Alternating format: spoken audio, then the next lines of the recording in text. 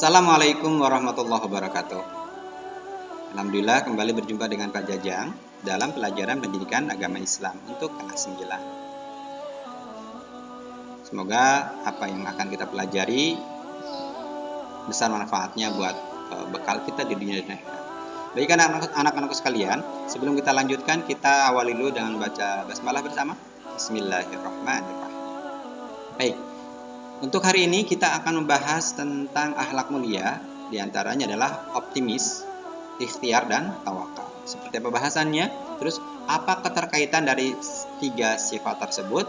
Kita akan bahas. Baik, yang pertama adalah optimis, ya. Ingat, optimis, ikhtiar, dan tawakal memiliki makna yang saling berhubungan. Sikap optimis akan mendorong seseorang untuk berikhtiar, karena itu merupakan syarat untuk mencapai suatu keinginan. Sementara dalam ikhtiar untuk mencapai keinginan tersebut, seorang muslim diperintahkan untuk senantiasa bertawakal kepada Allah. Sering kita berbicara la haula wala quwata illa billah. Nah, dia optimis itu adalah pikiran positif dalam menyikapi segala hal, termasuk dalam mencapai satu tujuan. Sementara ikhtiar adalah usaha untuk mencapai satu tujuan tersebut. Dan tawakal adalah sikap menyandarkan diri kepada Allah Subhanahu wa taala dengan harapan Allah Subhanahu wa taala berkenan memberikan pertolongannya. Ini mengandung arti bahwa optimis, ikhtiar, dan tawakal adalah rangkaian sikap yang saling berkaitan. Baik, kita akan bahas yang pertama, optimis. Optimis dalam Al-Quran, ada ayat Quran yang memerintahkan kita untuk optimis, melarang kita untuk pesimis, ya. Kita baca ya bersama. Bismillahirrahmanirrahim. Qul ya ibadilladzina asrafu ala anfusihim la taqnatu min rahmatillah. Innallaha yaghfirudz dzunuba jami'a innahu huwal ghafurur rahim. Katakanlah, hai hamba-hambaku yang melampaui batas terhadap diri mereka sendiri, janganlah kamu berputus asa dari rahmat Allah. Sungguhnya Allah mengampuni dosa-dosa semuanya. Sungguhnya Dialah yang Maha Pengampun dan Maha Penyayang. Baik. Pada ayat ini, perhatikan ada kalimat la taqnatu, ya, jangan berputus asa. Siapa yang dilarang untuk berputus asa? Tadi alladzina asrafu. Siapa itu? Yaitu orang-orang yang melampaui batas terhadap diri mereka sendiri. Baik, apa maksud melampaui batas di sini? Artinya, melampaui batas di ayat ini adalah orang yang banyak sekali melakukan kemaksiatan kepada Allah atau banyak melakukan dosa, ya. Orang yang melampaui batas, banyak dosanya, banyak maksiatnya, itu cenderung pesimis, putus asa untuk mendapatkan ampunan dari Allah. Mungkin pernah keluar kalimat seperti ini, lah saya mah banyak dosa, banyak maksiat, pasti masuk neraka. Ada orang yang seperti itu orang yang pesimis. Sementara Allah melarang, la taqnatu, jangan engkau berputus asa. Maka Allah memerintah kita untuk optimis, ya. Percaya diri bahwa Allah pasti akan mengampuni dosa-dosa kita. Karena sebanyak apapun dosa yang diperbuat seseorang tidak boleh membuat kita menjadi pesimis dari mendapatkan ampunan dari Allah Subhanahu wa taala. Karena Allah Maha Pengampun, innallaha ghafurur rahim. Baik, berikutnya ikhtiar. Optimis saja tidak cukup untuk mewujudkan kebaikan, tetapi harus diiringi dengan ikhtiar. Nah, baik itu kebaikan dunia maupun kebaikan akhirat. Kebaikan akhirat tadi, ya, yang masalah misalkan kita optimis akan masuk surga karena kita muslim, tapi tidak menjalankan syariatnya, tidak menjalankan ikhtiarnya, tidak tutup aurat, tidak sholat, tidak puasa, dan tidak menjalankan kewajiban-kewajiban yang lain. Dosa-dosa dijalankan. Itu optimis yang salah. Karena ikhtiarnya harus dijalankan. Atau kebaikan di dunia, misalkan sekarang lagi musim COVID, ya. Kita optimis, saya pasti sembuh, saya pasti dilindungi dari COVID. Tapi tidak, dia meninggalkan ikhtiarnya, dia meninggalkan 3M, dia tidak memakai masker, dia tidak menjaga jarak, dia tidak menjauhi kerumunan, dia tidak berusaha dengan mencuci tangan. Nah, itu salah, ya. Ikhtiarnya tetap harus dijalankan. Karena di dalam beberapa ayat Al-Quran di surat An-Najm, ayatnya kita baca, ya. A'udzubillahi minasyaitonirrajim. Bismillahirrahmanirrahim. Wa anna laisa lil insani illa ma sa'a wa anna sa'yahu sawfa yura thumma yujzahul jazaa'al awfa wa anna ila rabbikal muntaha. Nah, di dalam surat An-Nazm ini menjelaskan tentang kewajiban berikhtiar untuk meraih balasan kebaikan. Nah, di antaranya tadi sudah kita bahas maknanya apa? Kesesuaian antara usaha dan balasan. Balasan usahanya baik, balasan akan baik. Kedua, setiap amal dicatat oleh Allah dan akan diperlihatkan nanti kepada pelakunya. Dan yang ketiga adalah akan diberi balasan yang sempurna.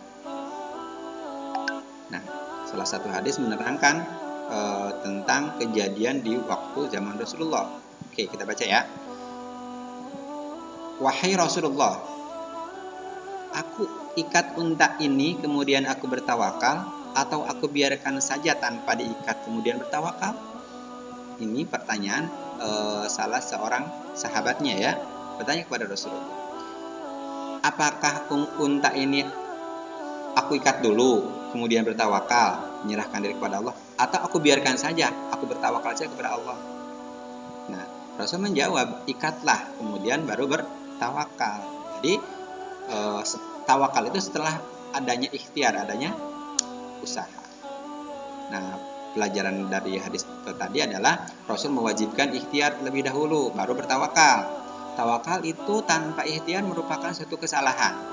Ya, ikhtiar adalah bagian dari tawakal. Nah, berikutnya coba kita akan bahas tawakal. Nah, seperti tadi ya, ikhtiar yang dilakukan seorang muslim harus diiringi dengan tawakal kepada Allah Subhanahu wa taala. Tawakal di sini mengandung arti bahwa berserah diri sepenuhnya kepada Allah dan dalam menghadapi atau menunggu hasil suatu pekerjaan. Ya, karena dalam di potongan surat Ali Imran ayat 159 jelaskan, a'udzubillahi minasyaitonirrajim, bismillahirrahmanirrahim, fa idza azamta fatawakkal 'alallah innallaha yuhibbul mutawakkilin. Kemudian apabila kamu telah membulatkan tekad, ya, idza azamta fatawakkal 'alallah, maka bertawakallah kepada Allah. Sungguhnya Allah menyukai orang-orang yang bertawakal kepadanya. Jadi tawakal itu dilakukan setelah kita berikhtiar, ya. Nah, beberapa pelajaran dari Quran surat Ali Imran tadi adalah, pertama, setiap muslim wajib bertawakal. Yang kedua, bertawakal setelah berusaha keras. Bertawakal itu setelah melakukan usaha keras untuk mencapai tujuan. Jadi kalau misalkan usahanya masih biasa-biasa, berarti belum tawakal maksimal itu, ya. Tawakal itu dilakukan setelah kita melakukan usaha yang maksimal. Berikutnya, dilarang berpangku tangan, jangan malas-malasan, ya, nggak boleh. Adalah gimana nanti aja, itu salah. Tawakal adalah tanda seorang beriman kepada Allah Subhanahu wa taala. Karena orang yang beriman akan senantiasa berusaha untuk melakukan hal yang terbaik. Nah, perhatikan keterkaitan antara optimis, ikhtiar, dan tawakal. Pertama, optimis. Ya, seseorang itu optimis akan suatu pekerjaan. Contoh siswa misalkan. Kita harus mempunyai sifat optimis dalam misalkan menghafal Al-Quran. Pasti bisa, pasti hafal, pasti capai targetnya. Karena Allah sudah memberikan tempat, memberikan fasilitas, guru, dan juga kemampuan pada kita. Nah, optimis saja tidak cukup, harus dibarengi dengan ikhtiar. Berarti apa ikhtiarnya? Ikut pelajaran BTQH tiap hari. Murojaahnya jangan lupa. Terus hindari maksiat. Itu ikhtiar-ikhtiar.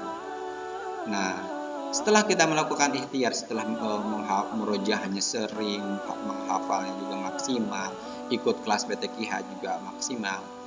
Oke, hasilnya nanti serahkan kepada Allah. Itu namanya bertawakal. Jadi optimis dulu dibarengi dengan ikhtiar, selebihnya biarlah Allah yang menentukan. Itu namanya tawakal. Nah, orang yang bertawakal ini pasti sebelumnya optimis. Nggak mungkin tawakal tanpa optimis dulu. Kalau tiba-tiba tawakal nggak ada usaha, nggak ada optimis dari dirinya, itu hal mustahil. Nah, demikianlah pembahasan singkat tentang optimis, ikhtiar, dan tawakal. Semoga ini bisa semakin memotivasi kita untuk senantiasa lebih baik lagi dari hari ke hari, bahwa Allah senantiasa bersama kita. Jangan putus asa, jangan kecil hati, jangan pesimis, ya. Harus percaya diri. Allah pasti memberikan yang terbaik buat kita semua. Baik, kita tutup dengan hamdalah. Alhamdulillahirabbil alamin. Subhanakallahumma wa bihamdika asyhadu an la ilaha illa anta astaghfiruka wa atubu ilaik. Wassalamualaikum warahmatullahi wabarakatuh.